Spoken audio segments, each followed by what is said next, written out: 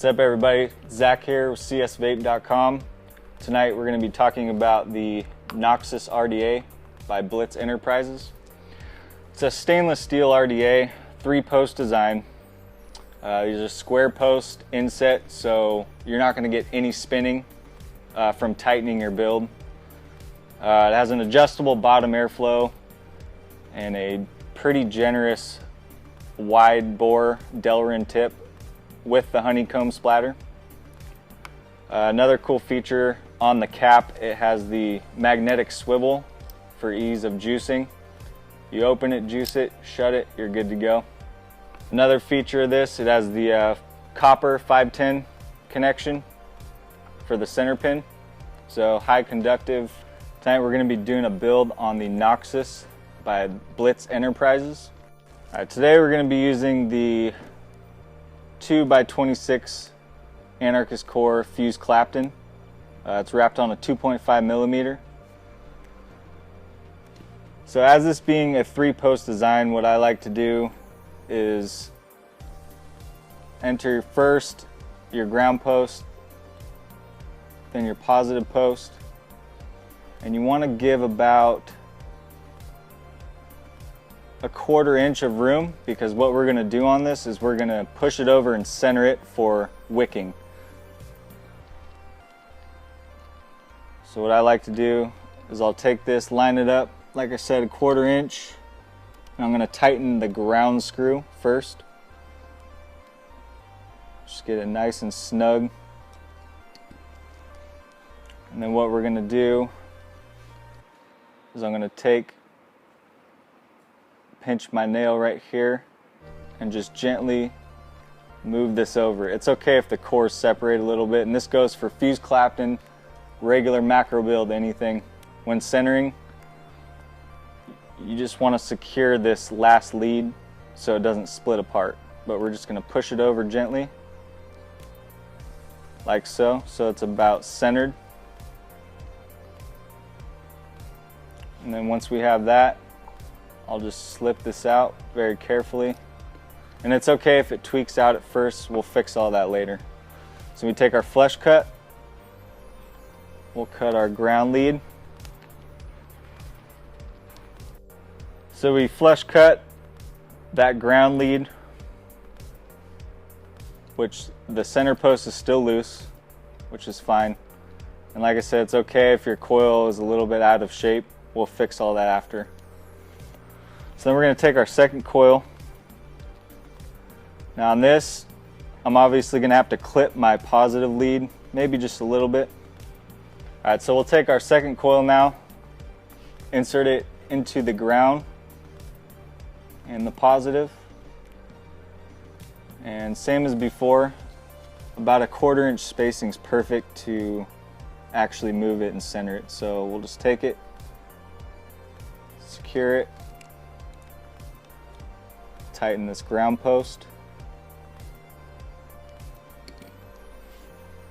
Same as before, we'll just move this over very gently.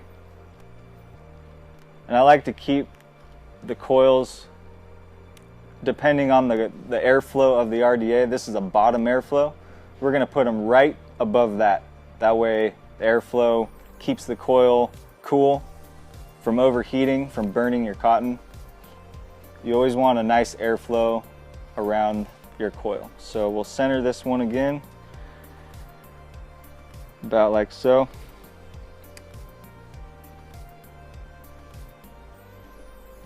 And then we're going to take our Phillips, and while holding your other center coil, just tighten that positive post.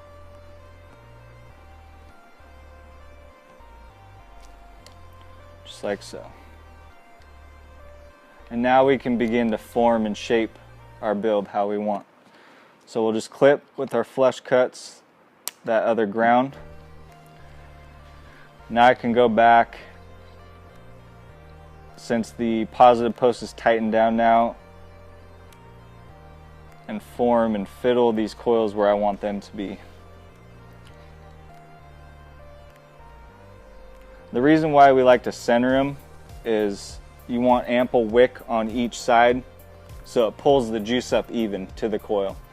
If your build's off-centered, I'm not saying it doesn't work, but the wick tends to bunch up on the right side and the juice just gets stuck in the cotton. And it's a lot better to center your coil, because that way the juice is getting sucked up evenly to your coil. It's just a lot better vape experience for you. So now that we have these pretty centered about where we want them,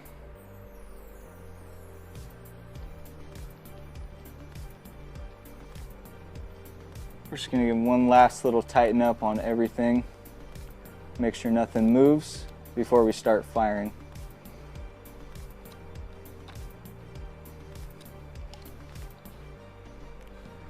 So now that we have these installed, we're going to take our ceramic tweezers and we're slowly just going to pulse.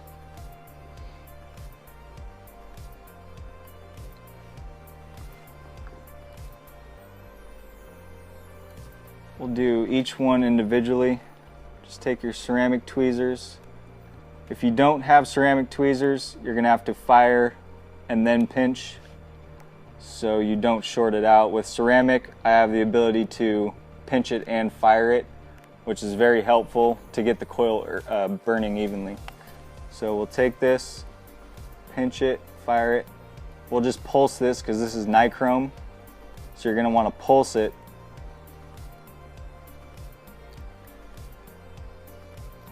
Just like so. And we'll work on each coil individually.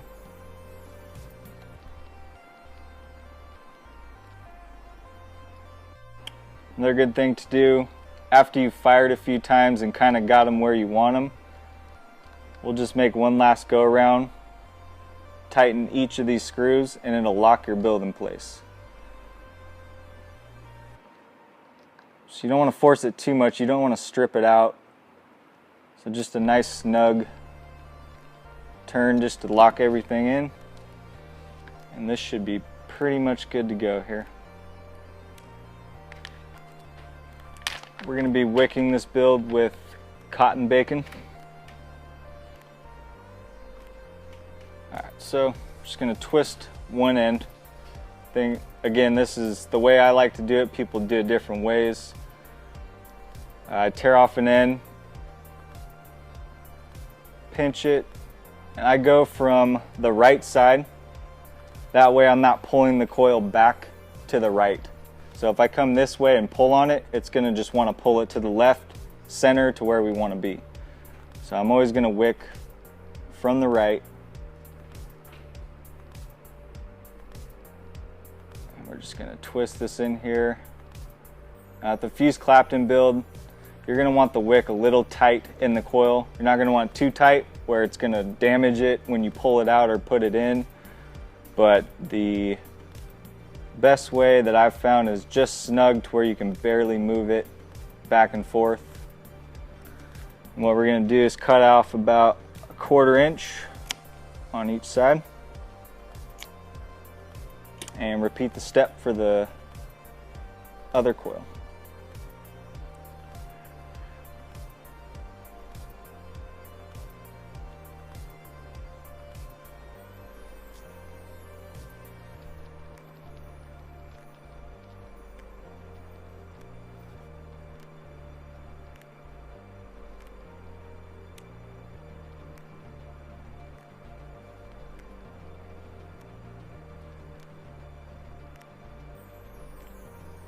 Same thing, you want to be able to move the wick just a little bit. You don't want it too tight nor too loose. And same thing, 1/4 inch on each side. The reason why I do that is so when I tuck it down into the juice well, it's not going to choke out your coil.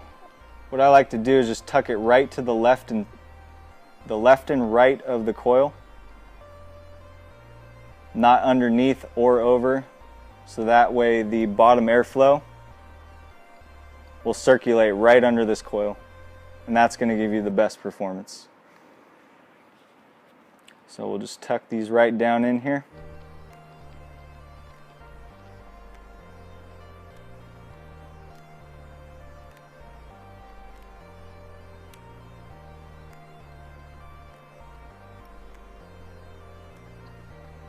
And the nice thing about this RDA also is the ample build room and juice well.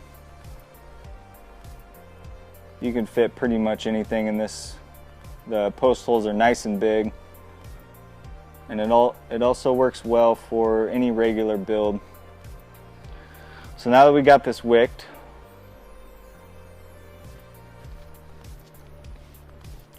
let's juice it up. We're going to be using some Poorhouse blood sugar. Very tasty stuff.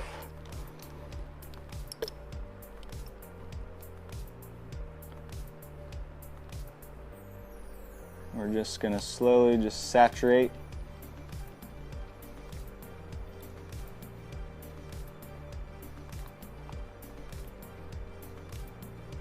And you don't really have to worry about anything leaking to the bottom airflow.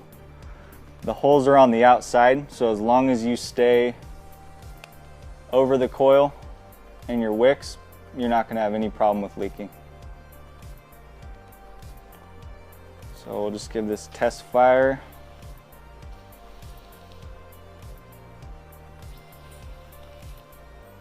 Looks to be okay. I'll do this a few times just to let, when you fire your build, right when you juice it, it will saturate into the wick. So it's kind of like prepping your wick. You're going to want to do this a few times.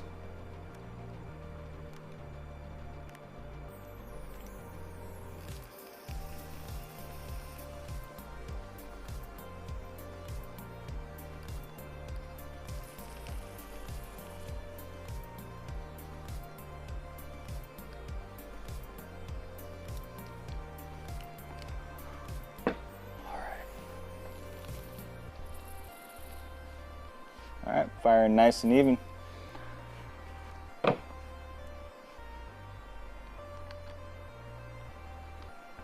Stick that cap on. Let's give it a shot.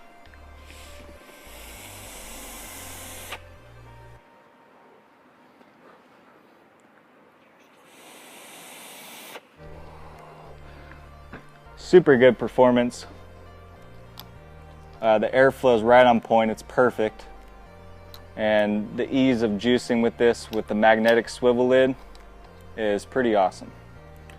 So if this is something you would like to own or build on, you can check out CSVAPE.com. They got it there, or in store at Cloudscape. And hopefully you enjoy it. Vape and build safe. Thank you.